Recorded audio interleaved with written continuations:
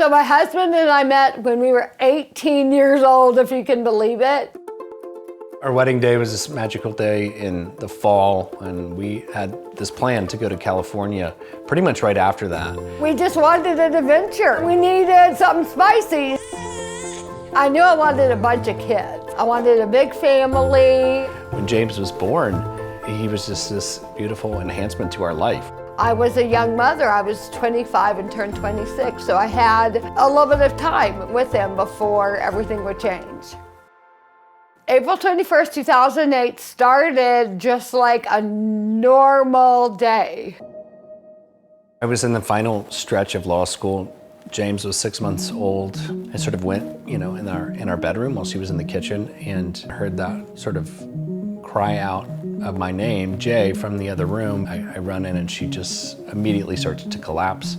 And started throwing up, felt very dizzy, everything got loud. Her eyes, there was just this like black holes. The pupil was huge. So I called 911 and they packed her up on a stretcher and took her to the ER of the day, which was UCLA. I remember grabbing James and kind of putting him in the car and just following down after them. I had what's called an AVM, arterial venous malformation rupture in my brainstem, and it caused a massive brainstem stroke.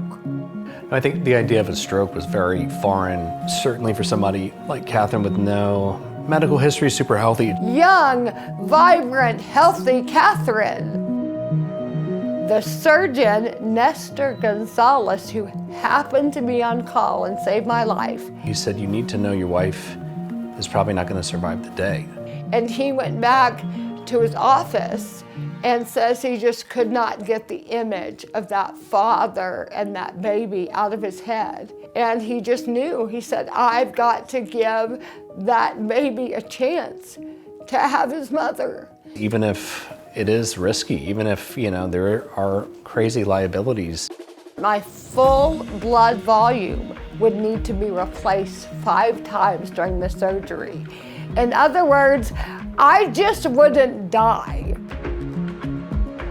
The sun came up that next morning, and there had been about 100 people there, and still many folks waited the whole night with me until Dr. Gonzalez came out that next morning and looked exhausted and said he hadn't even looked at the clock the whole night and that it had been 16 hours of surgery to save Katherine's life, and he said Katherine lived.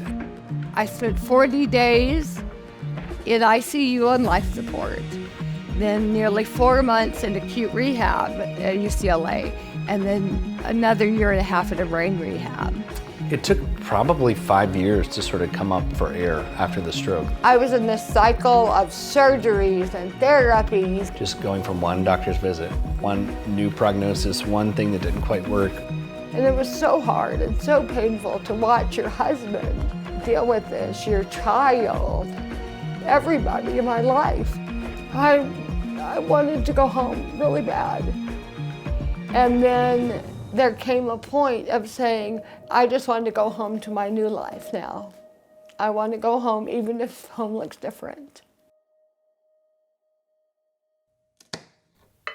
It had always been a desire to have a lot of children, more children, and after the stroke, a sibling for James. All those dreams came crashing down after a routine MRI was done, and Dr. Gonzalez told us that I have a new brain aneurysm on the other side of my brain.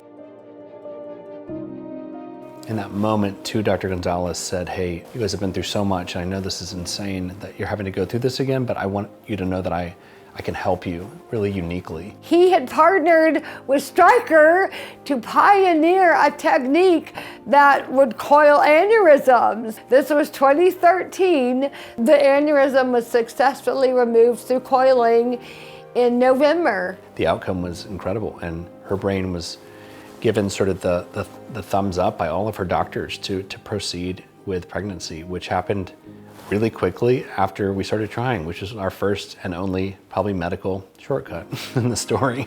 When John Nestor came into the world, Nestor Gonzalez came into the hospital room and he held his namesake.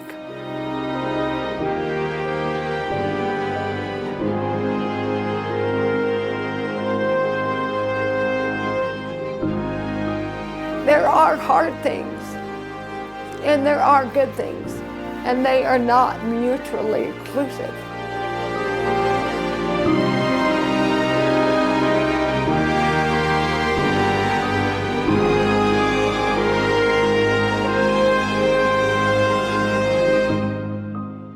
That's a picture of a family who's gone on after tremendous odds were stacked against them. That's a husband who stayed with his wife when they'd been married only 3 years when this happened. That's a family who is thriving and flourishing within the constraints of their life.